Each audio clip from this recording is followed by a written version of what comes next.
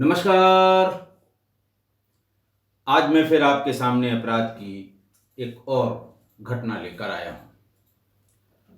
आज के अपराध की घटना पुरानी है, उस दौर की है जब लॉकडाउन का बड़ा भयानक दौर चल रहा था। आज का राज्य है राजस्थान और जिला है अजमेर। तारीख थी 3 जनवरी 2021। 3 जनवरी 2021 और मंगलम मिनरल फैक्ट्री जो थाना किशनगढ़ में थी, उसके मालिक जगदीश चंद्र उसके मालिक ने भंवरलाल गुज्जर ने थाना किशनगढ़ में ये सूचना दी कि अभी हाल मैंने मंगलम मिनरल फैक्ट्री जो लॉकडाउन के समय बंद थी उसको किराए पर लिया है और उसकी साफ सफाई के दरमियान फैक्ट्री के ठीक बाहर पड़े हुए तमाम बोरों के बीच में बोरों की सफाई के समय बहुत तेज दुर्गंध आने लगी। मजदूरों ने दुर्गंध कहां से आ रही है ये जानने की कोशिश में जब ऊपर से कच्चे माल या पुराने माल इन सब को हटा के देखा तो एक सफेद प्लास्टिक की बोरी में एक व्यक्ति की लाश पड़ी थी जो कम से कम 5-6 दिन पुरानी थी, क्योंकि जाड़े के समय में थोड़ा डिजेनरेशन धीरे धीरे होता है, तो 5-6 दिन पुरानी ये लाश होगी। ये सूचना मिलते ही पुलिस मौके पर आ गई। पुलिस ने देखा कि एक व्यक्ति की लाश है, खून सिर से बुरी तरह निकल रहा है। एक के बाद एक 2-3 प्लास्टिक की एयरटाइट बोरियों में शव को भर के ऊपर से अच्छी तरह से बांधा गया है। इसीलिए कई दिन बाद उसकी बदबू बाहर की तरफ आई है। जब शव के फूलने की वजह से ऊपर वाला बंधन टूट गया या ढीला हो गया तब। बहरहाल उस व्यक्ति की पहचान के लिए उसे 5-6 दिन तक और मोर्चरी में रखा गया कि शायद कोई आके इसे पहचान ले। लेकिन और शव धीरे धीरे डिजेनरेट कर रहा था। जब लगभग 20 दिन पुराना हो गया शव, तो पुलिस ने नियमानुसार उसका पोस्टमार्टम करा के अंतिम संस्कार स्वयं करा दिया। अब पुलिस के सामने यह चैलेंज था कि इसकी पहचान कैसे हो, कौन व्यक्ति है। पहले तो यही पता लगे कि ये आदमी है कौन जिसका ये शव है। मंगलम फैक्ट्री में ही 25 दिसंबर 2020 की रात में 2020 की रात में एक ट्रैक्टर चोरी हुआ। ट्रैक्टर के बारे में ये बताया गया, चोरी करने वाले के बारे में, कि ये आदमी 15-20 दिन पहले ही यहां काम पर आया था और अपनी पत्नी और बच्चों के साथ यहां रहता था। ट्रैक्टर चोरी होने के साथ ही वो गायब हो गया। पुलिस इन दोनों घटनाओं को जोड़कर आगे की विवेचना उसने शुरू की कि शायद कोई रास्ता मिले। जो व्यक्ति यहां नौकरी करने आया था मंगलम मिनरल वाटर फैक्ट्री में, उसने जो अपना मोबाइल नंबर नोट कराया था वो किसी दूसरे के नाम पर लिया हुआ सिम था। कॉल उससे मालिक, सुपरवाइजर और इन्हीं 3-4 लोगों से कॉल हो पाई थी। पहचान पत्र भी जो उसमें लगाया गया था वो भी किसी दूसरे के नाम का था। पुलिस बहुत परेशान हुई, तो पुलिस ने अपने आप को कंसंट्रेट किया कि अगर चोरी किया हुआ ट्रैक्टर या चोरी गया ट्रैक्टर कहीं बरामद हो जाए, तब शायद हम थोड़ा बहुत आगे बढ़ सकें। पुलिस ने पूरी ताकत लगा के 1 महीने बाद चोर को ट्रैक्टर ट्रॉली सहित नागपुर से गिरफ्तार किया। उस चोर की पहचान तुलसी रामपुरा, गोवटी, थाना खाटू श्याम जी, जिला सीकर, राजस्थान का निवासी राम प्रसाद जाट, इस रूप में उसकी शिनाख्त हुई। राम प्रसाद जाट को अजमेर लाया गया किशनगढ़ थाने पर। उससे पूछताछ शुरू हुई। उससे ये पूछा गया कि भाई यहाँ पर जो ये आदमी रहता था अपनी बीवी बच्चों के साथ, शक उस पे जा रहा था कि कहीं वही तो ट्रैक्टर सहित निकल न गया हो। तुम यहां कब से काम कर रहे हो? उसने बताया कि मैं श्याम पाउडर फैक्ट्री में काम करता था और वहीं पर राम स्वरूप नाम का एक व्यक्ति अपनी पत्नी और 2 बच्चों के साथ काम करते थे। लेकिन कोरोना काल में ये फैक्ट्री बंद हो गई। बहुत परेशान हुए, फैक्ट्री शुरू नहीं हो पाई। तब तक मंगलम, जैसे ही कोरोना में ढील हुई तो मंगलम मिनरल वाटर को किसी दूसरे ने किराए पर ले लिया और वो शुरू हुआ। वहां के लेबर सब चूंकि चले गए थे, थोड़ा पैसा बढ़ा के देने की बात कही तो सारे लोग मंगलम में शिफ्ट हो गए। इसी शिफ्टिंग के दरमियान मैं एक पुराना ट्रैक्टर जो कोरोना काल से ही खड़ा हुआ था, मैं उसको लेकर चला गया कि इसे बेच लूंगा और इससे कुछ पैसे मिल जाएंगे, क्योंकि बहुत तंगी आ गई थी कोरोना के समय में। तो उससे पूछा गया कि भाई ये लोग कौन थे जो जब तुम्हारा ट्रैक्टर चोरी हुआ लगभग इसी समय ये लोग भी गायब हो गए। तो उसने कहा साहब कभी कभी मैं उनसे मिलता था, राम स्वरूप से, भले आदमी थे। उनके साथ एक आदमी और रहता था, अर्जुन, और जब वो फैक्ट्री में काम करने चला जाता था तो कभी कभी अर्जुन उसकी पत्नी को लेकर बाहर सामान दिलाने जाता था, कभी कभी बच्चों को बाहर सामान दिलाने जाता था। और इस बात को लेके मैंने ये देखा कि कभी 1 बार या 2 बार राम स्वरूप ने अर्जुन से कहा कि तुम नौकरी नहीं करते हो, नौकरी छोड़कर कहाँ बाहर घूमते रहते हो। उसका आशय अपनी पत्नी और बच्चों से था। पुलिस ने कहा कि तुम राम स्वरूप को पहचान सकते हो या अर्जुन को पहचान सकते हो? बोले हाँ साहब, पहचान लूंगा। उसके बाद उसे राम स्वरूप यानी मृतक के कपड़े और हाथ में पहने हुए कड़े, जो उसको पोस्टमार्टम में जो उतारे गए थे, वो दिखाया गया राम प्रसाद जाट को। उसने देखते ही फौरन पहचान लिया कि ये कड़ा हमेशा राम स्वरूप ही पहनता था। ये भी कहा कि राम स्वरूप और उसके परिवार की एक फोटो मैंने अपने कैमरे में, अपने मोबाइल में खींची थी। अभी मैं आपको दिखाता हूं, हाथ में वो कड़ा पहने हुए है। वो फोटो दिखाई, हाथ में वो कड़ा पहने हुए था, वही कड़ा जो लाश से बरामद हुआ था। तो खैर,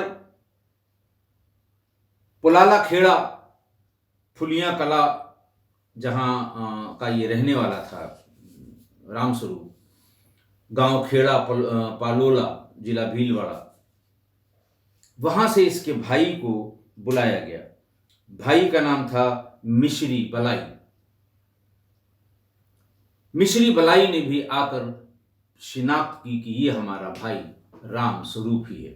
लेकिन फिर से इसकी आइडेंटिटी को इस्टेब्लिश करने के लिए जो डीएनए सैंपलिंग करके रखी गई थी उस अज्ञात शव की, उसके डीएनए का मिश्री बलाई के डीएनए से मिलान कराया गया। दोनों डीएनए मिल गए। ये साबित हो गया कि मृतक, जिसकी हत्या के 20 दिन बाद सड़े गले शव का पोस्टमार्टम करके उसे पुलिस ने जो भी रिलीजियस तरीके हैं उससे उसका अंतिम संस्कार कर दिया था। पुलिस को ये बात पता करने में लगभग 2 महीने लग गए, वो भी तमाम मेहनत के बाद। ट्रैक्टर भी उसी समय चोरी हुआ। ट्रैक्टर कौन ले गया? ट्रैक्टर की बरामदगी नागपुर से हुई। आदमी आया, उसने एक किस्सा बताया कि साहब हम लोग श्याम पाउडर में काम करते थे और फिर वो बंद हो गई थी, बड़ी मुश्किल से खर्चा चल पा रहा था। तब तक मंगलम फैक्ट्री खुल गई। लॉकडाउन अनलॉक पीरियड जब शुरू हुआ तो किसी ने उसको किराए पर ले लिया, उसको चलाना था, वो मजदूरों को इकट्ठा कर रहा था। हम लोग परेशान थे, श्याम पाउडर वाले से वहाँ चले गए और उसी समय उसी कैंपस में मंगलम के कैंपस में एक पुराना ट्रैक्टर जो उस समय लॉकडाउन के समय उसका चलाने वाला अपने घर भाग गया होगा, उसको चलाया, स्टार्ट किया, देखा वो चल गया, उसे लेकर मैं भाग गया। उसे इस बात का बिल्कुल अंदाजा नहीं था कि वो परिवार रामस्वरूप का वो कहाँ चला गया, लेकिन उसने ये बात पूरी बताई क्योंकि पुलिस ने ये पूछा कि यहाँ एक परिवार 15-20 दिन पहले आया था और वो भी गायब है। जब ट्रैक्टर चोरी करने वाले से कुछ पता नहीं लगा इस अज्ञात लाश का, तो उससे पूछा, तब उसने बताया कि हाँ ये मेरे साथ श्याम पाउडर में ही था, 15-20 दिन पहले ही यहाँ आया होगा। इस तरह उसकी पत्नी का हुलिया, इस तरह दोनों बच्चों का हुलिया, इस तरह रामस्वरूप का हुलिया था। तब जाकर रामस्वरूप की डेड बॉडी की पहचान हुई। अब संकट ये खड़ा हुआ कि किसने इसको मारा होगा। ये तय हो गया कि साथ में अर्जुन, किरण और उसके 2 बच्चे रहते थे, लिहाजा अर्जुन और किरण को ढूंढना पुलिस के लिए बड़ी चुनौती थी। खैर, पुलिस अधीक्षक जगदीश चंद्र शर्मा ने, जो उस समय पुलिस अधीक्षक थे अजमेर के, उन्होंने मामले की जांच के लिए एएसपी ग्रामीण किशन सिंह, डीएसपी भूपेंद्र शर्मा के सुपरविजन में एक टीम का गठन किया, जिसमें थाना प्रभारी बंशीलाल पांडर, एएसआई गोविंद राम और कैलाश, इनको लगाया गया। अर्जुन का ऐसे कुछ बहुत ज्यादा पता नहीं लग रहा था।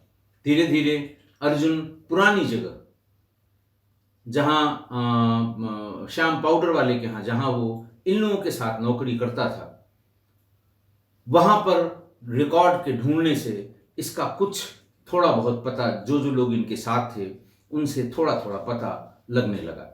उसके अकाउंट नंबर का पता लगा जिसमें वो अपना पैसा रखता था। फिर अकाउंट नंबर से उसका एड्रेस पता लगा। उसके बाद उसको पता करते करते उसके गांव पहुंच गए। पता लगा कि वो तो गायब ही है बहुत दिन से। उसका एक भाई गोवर्धन, वो भी किशनगढ़ काम की तलाश में अपने भाई के बुलावे पर गया था।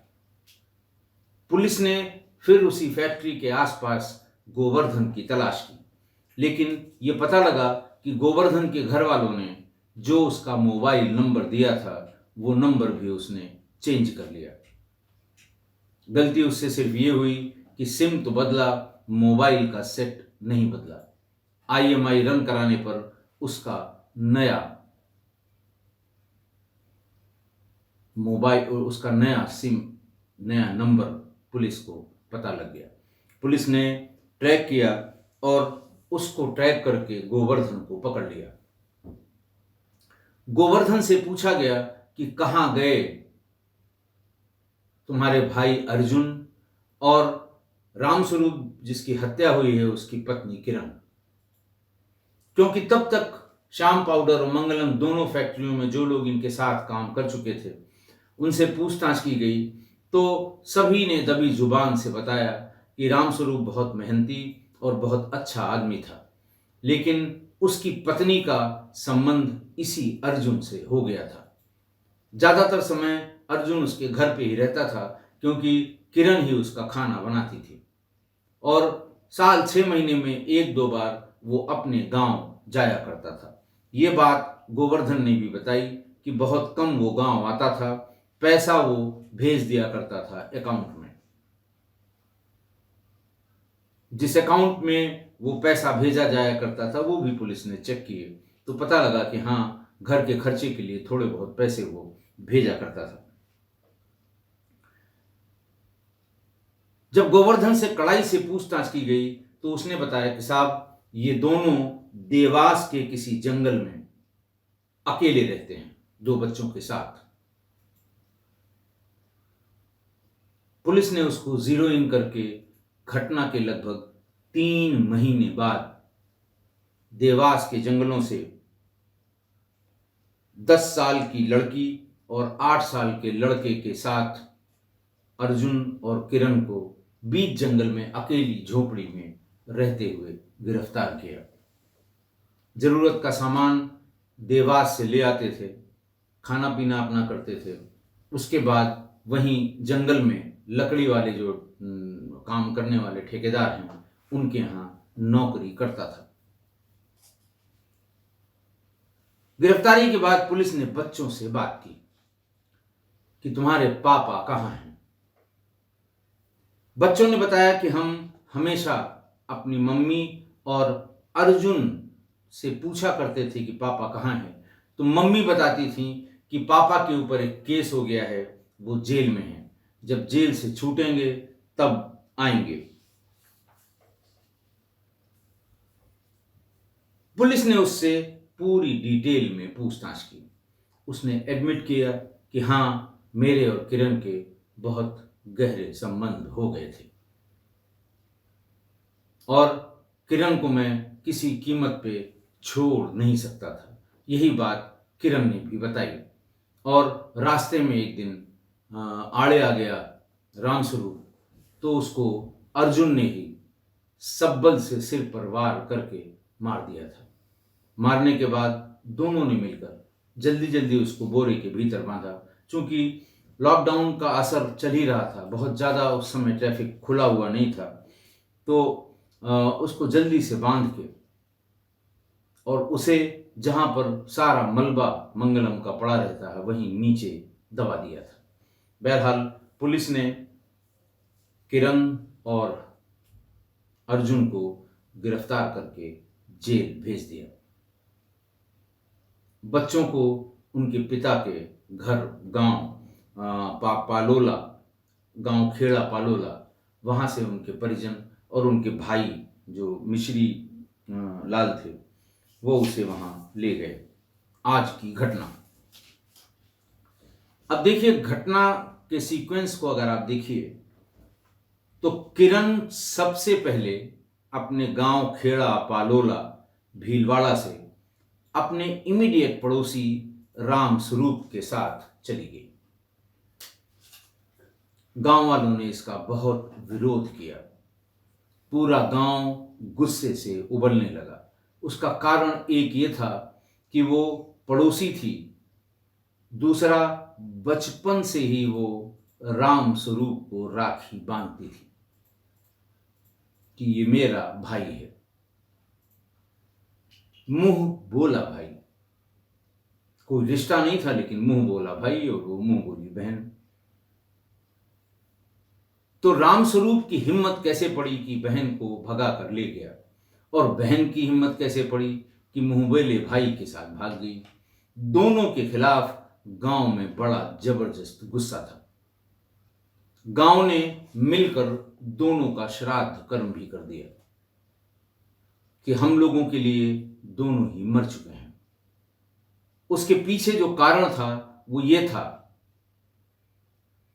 कि श्राद्ध कर्म की जानकारी पूरा गांव जानता था कि दोनों जिंदा हैं, अजमेर में कहीं रह रहे हैं, बच्चे भी हैं। लेकिन जैसे वो कहते हैं ना कि एक सामाजिक रूप से अपने आप को बरी कराने के लिए परिवार वालों ने कि साहब हमने तो श्राद्ध कर दिया, हमारे लिए मर गए। लेकिन वजह उसके पीछे ये थी कि इतना डरा दो कि वापस गांव में ना आए वरना बड़ी बेइज्जती होगी।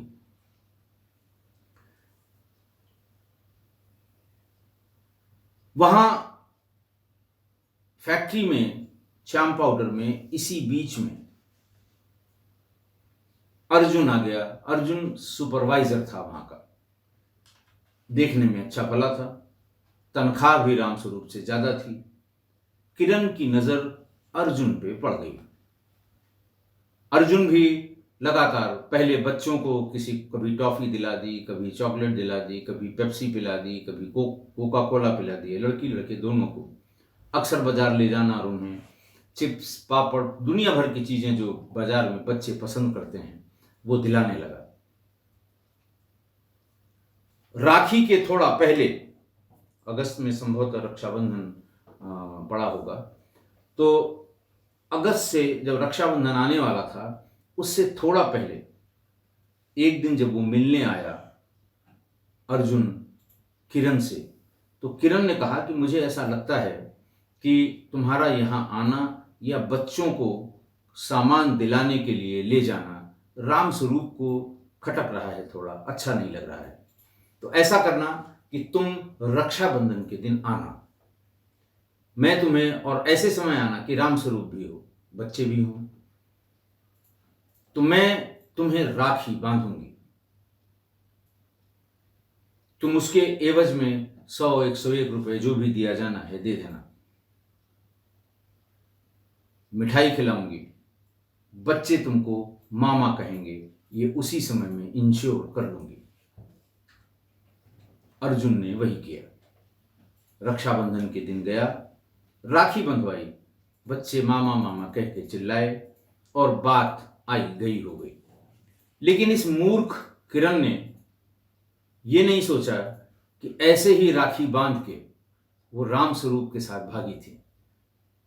तो जैसे ही ये राखी वाला ड्रामा खत्म हुआ, राम स्वरूप के भी कान खड़े हो गए। वो बोला कुछ नहीं, लेकिन वो सतर्क दृष्टि रखने लगा।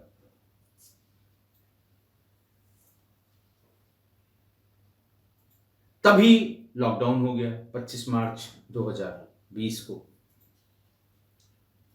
और लॉकडाउन में ये दोनों अपने घर जा नहीं सकते थे। 15 साल से ये घर नहीं गए थे। घर जाएं तो उनको पता है कि इनका श्राद्ध भी हो चुका है, पूरा गांव मिलके इनकी लानत मलानत करेगा, इसलिए वो नहीं जा सकते थे।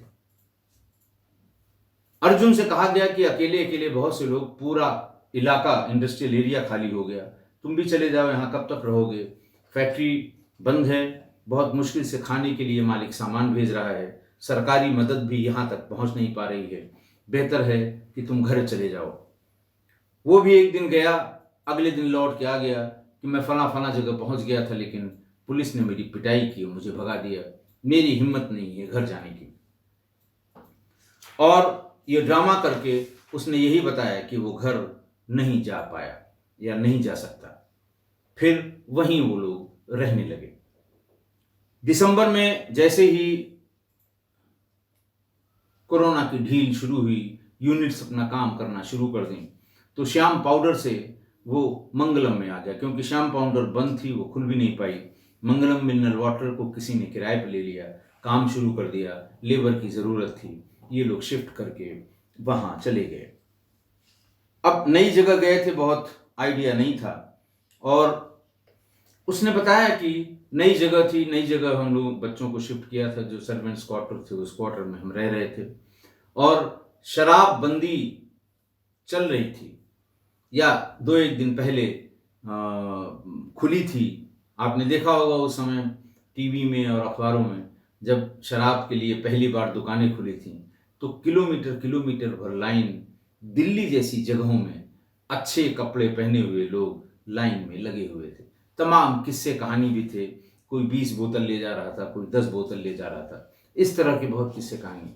बहरहाल उस समय रामस्वरूप ने ये कहा कि अर्जुन तुम इंतज़ार करना, मुझे पता लगा है कि 1-1.5 किलोमीटर या 2 किलोमीटर दूर किसी के यहाँ दारू मिल रही है, बहुत दिन हो गया शराब नहीं पी गई है, मैं खरीद कर ले आता हूँ। इसने कहा ठीक है। अंदाज ये लगाया, कोई 4 किलोमीटर दूर की बात बताई थी कि 4 किलोमीटर दूर जाएगा आएगा, 1.5-2 घंटे का समय लगेगा, शाम को पिया जाएगा। लेकिन जब वो घर से निकला शराब की तलाश में, तो वहीं कहीं आसपास 500 मीटर या 1 किलोमीटर से पहले ही उसे अपनी मनचाही शराब मिल गई, कहीं बिक रही होगी चोरी छिपे, वहां से वो ले आया। आके देखा तो कमरे का दरवाजा बंद था। थोड़ा सा धक्का दिया तो लगा भीतर से सिटकिनी बंद है, लेकिन जब जोर से धक्का दिया तो नई जगह थी, अंदाज भी नहीं था, सिटकिनी उसकी टूट गई, दरवाजा खुल गया। भीतर किरण और अर्जुन दोनों जल्दी जल्दी कपड़े पहन रहे थे। देखकर राम स्वरूप आग बबूला हो गया। उसने अपनी पत्नी किरण को पीटना शुरू कर दिया। किरण की पिटाई देखकर सब्बल से अर्जुन ने पीछे से राम स्वरूप के सिर पर पूरे दम से सब्बल मार दिया। राम स्वरूप वहीं गिर गया। किरण और अर्जुन दोनों ने मिलकर उसका गला दबा दिया। जब देखा मर गए, बच्चे पास के स्कूल में पढ़ने जाते थे, तुरंत ताजा ताजा स्कूल खुला था। ये हुआ कि बच्चों के आने के पहले पुरानी वो श्याम पाउडर वाले फैक्ट्री में पुरानी तमाम बोरियां पड़ी हुई थी। भाग के गया, बोरियां ले आया और प्लास्टिक की एयर टाइट जो बोरियां होती हैं, तो उसमें एक बोरी के भीतर, दो बोरी के भीतर जब लगा कि ब्लड के रिसने के चांसेस बहुत कम हैं, उसके बाद उसे ऊपर से अच्छी तरह से बांध दिया। बांध के सिर पर रखकर पति पत्नी दोनों उस मलबे के पास जहां अंबार लगा हुआ था, जो बाई प्रोडक्ट्स हैं या जो खराब चीजें फैक्ट्री से निकलती हैं उनका, क्योंकि कूड़ा का कलेक्शन भी कई महीनों तक नहीं हो पाया था, नगर निगम या नगर पालिका के कर्मचारी भी बाहर नहीं निकल पाए थे, लिहाजा वहीं पर पटक कर उसे उस कूड़े के और बाकी कूड़ा उसके ऊपर रख दिया गया। कूड़े का मतलब जो फैक्ट्री का वेस्ट होता है, और सीमेंट की पुरानी बोरियां जिसमें सीमेंट जमी होती है और इस तरह की बोरियां, उसके ऊपर उसे रख दिया गया जिससे कि पता न लगे।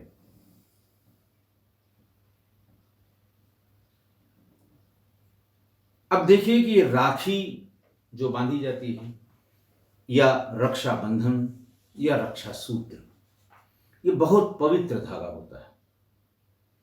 इसकी पवित्रता में किसी को कभी कोई संदेह नहीं रहा है। किताबों में पढ़ाया जाता है कि साहब ये बहन भाई को इसलिए बांधती है कि भाई ये व्रत ले कि आजीवन अपने बहन की रक्षा करेंगे। इतना उत्साह होता है, खासकर छोटे बच्चों को अगर आप देखिए, 5-6 साल के रक्षाबंधन का इंतजार करते हैं, इतने प्यार से राखी बंधाते हैं।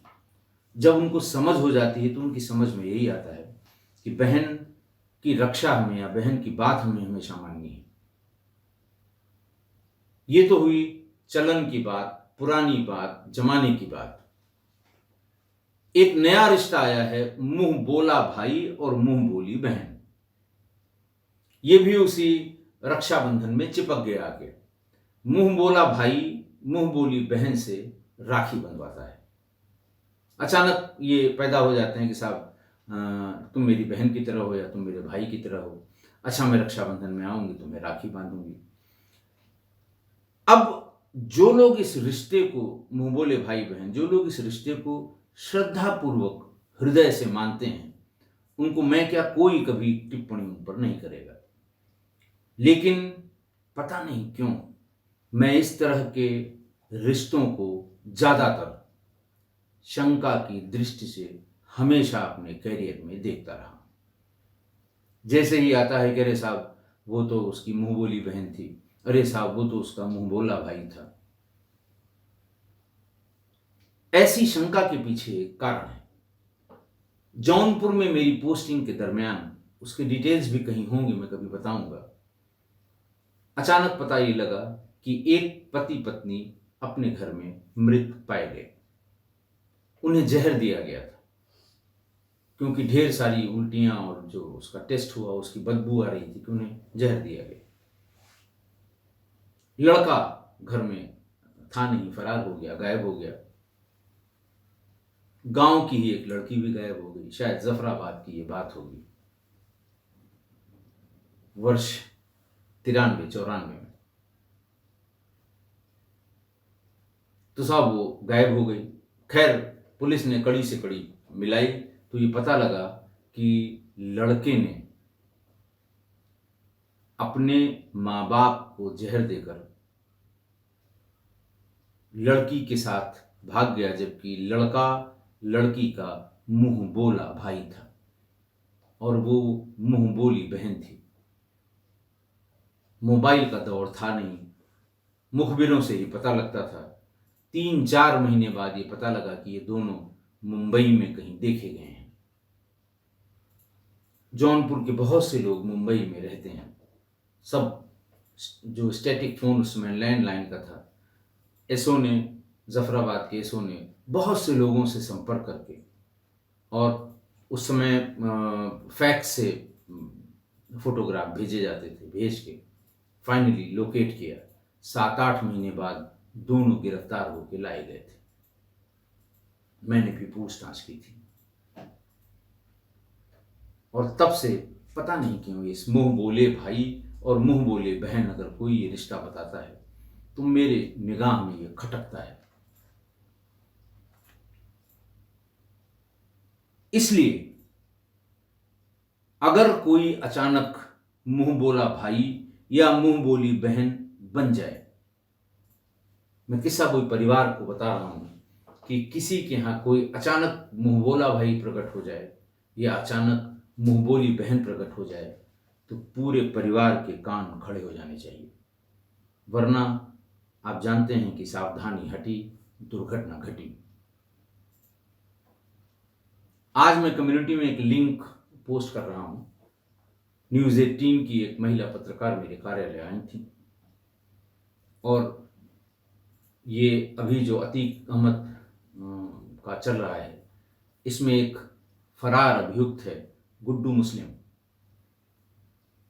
एसटीएफ में किसी ने बताया होगा कि 98 में मैंने इसे गिरफ्तार किया था, इससे पूछताछ की थी, तो उन्होंने एक छोटा सा इंटरव्यू किया था। उसका लिंक मैं कम्युनिटी में पोस्ट कर रहा हूं, आप लोग भी देखिएगा, बताइएगा। लेकिन सावधान इन मुंह बोले भाई मुंह बोली बहनों से। मैं सबके लिए नहीं कह रहा हूं, ये यूनिवर्सल बात नहीं कह रहा हूं कि सारे मुंह बोले बहन, सारे अचानक पैदा हुए, अचानक आ गए, अचानक राखी बांधने की बात हो गई, तो आपके कान जरूर खड़े होने चाहिए। आशा है आप मेरी इस बात से सहमत होंगे। आज के लिए इतना ही। बहुत बहुत धन्यवाद।